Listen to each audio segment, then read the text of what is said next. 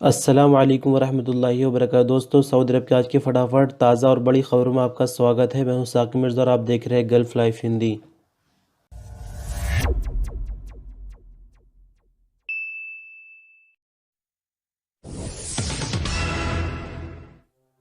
Saudi अरब के transport minister Salih अल जासिर ने RR airport का उद्घाटन कर दिया है।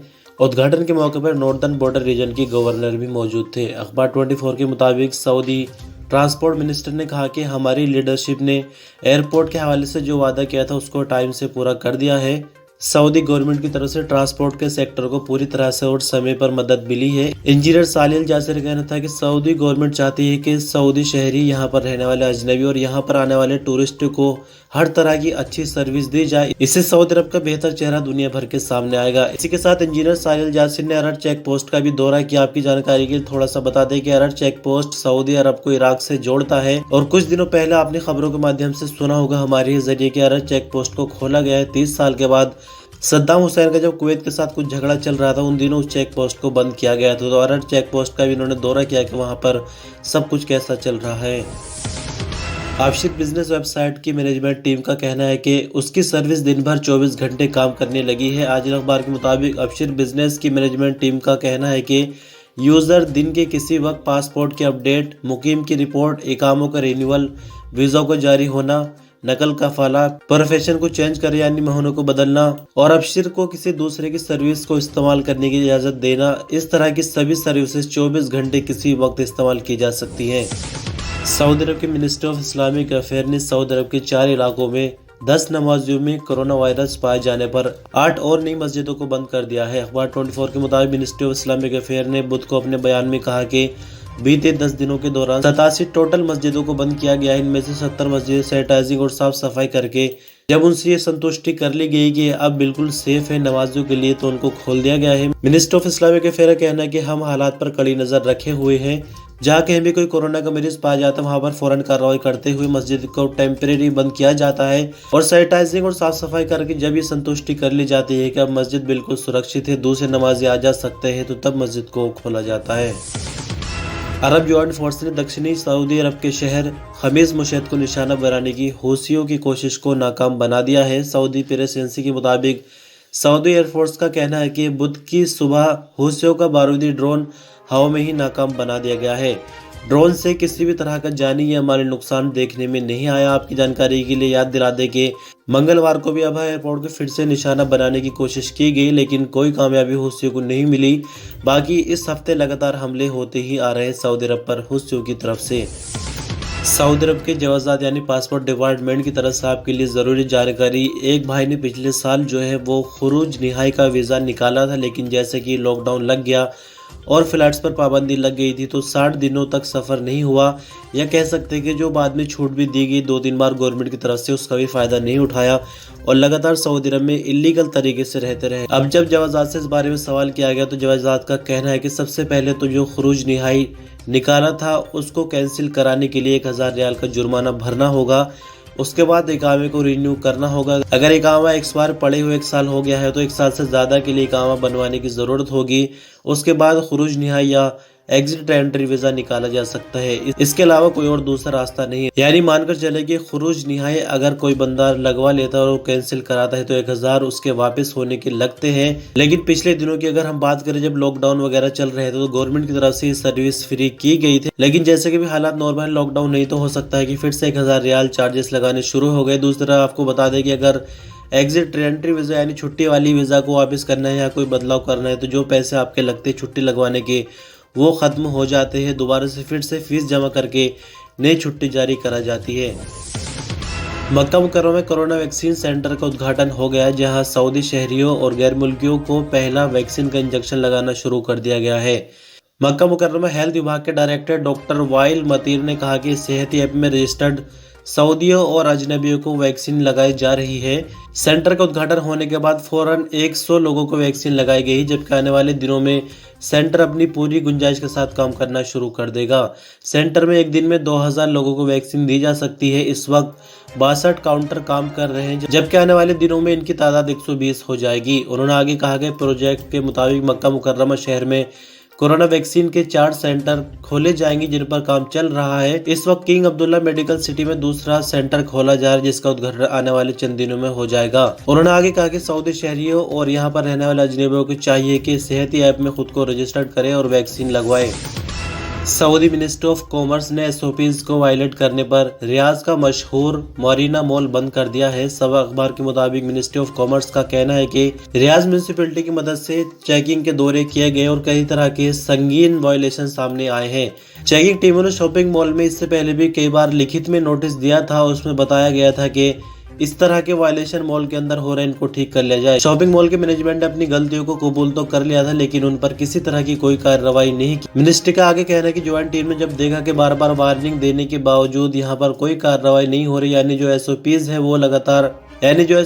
का वायलेशन है वो लगातार जारी है, तो फैसला किया गया कि मॉल को सील कर दिया जाए। इसी के साथ आपको बता दें कि कई तरह के जुर्माने भी मॉल पर लगाए गए हैं और मालिकों को तलब किया गया है बातचीत करने के लिए।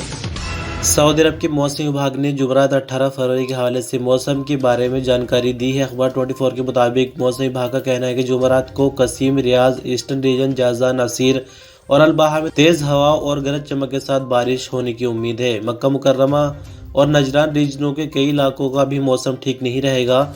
केंद्रीय मौसम विभाग का कहना है कि सऊदी अरब के केंद्रीय, पूर्वी और उत्तरी इलाकों में तेज रेतीली हवा की वजह से देखने में काफी दुश्वारी हो जाएगी, यानी तेज रेतीली हवा की वजह से विजिबिलिटी कम हो जाएगी। टेम्परेचर के हवाले से अगर बात करें, जुमेरात को सऊदी अरब में सबसे ज्यादा टेम्परेचर यानी 31 डिग्री सेंटीग्रेड शरवरा और सबसे कम टेम्परेचर 1 डिग्री सेंटीग्रेड तरीफ और तबुक में होगा।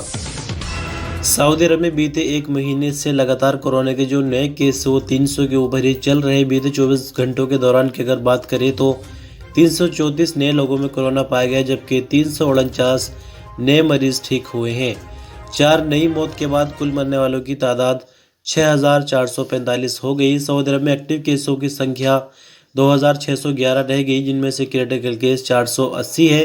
अब तक की अगर बात करें तो सऊदी अरब में कोरोना के कुल केसों की संख्या 3,73,702 हो गई, जबकि कुल ठीक होने वालों की तादाद 3,64,646 हो गई है।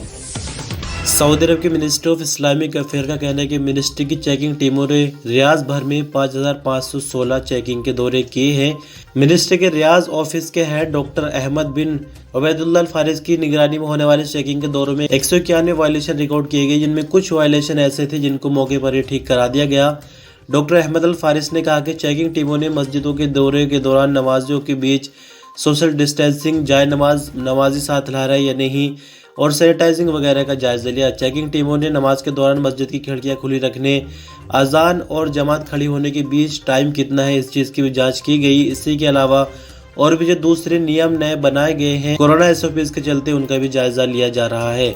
उन्होंने आगे कहा कि बीते 2 हफ्तों के दौरान रियाज शहर में 26 मस्जिदों को टेम्परेरी बंद किया गया था, जबकि सैनिटाइजिंग और साफ सफाई के बाद 20 मस्जिदों को दोबारा खोल दिया गया है।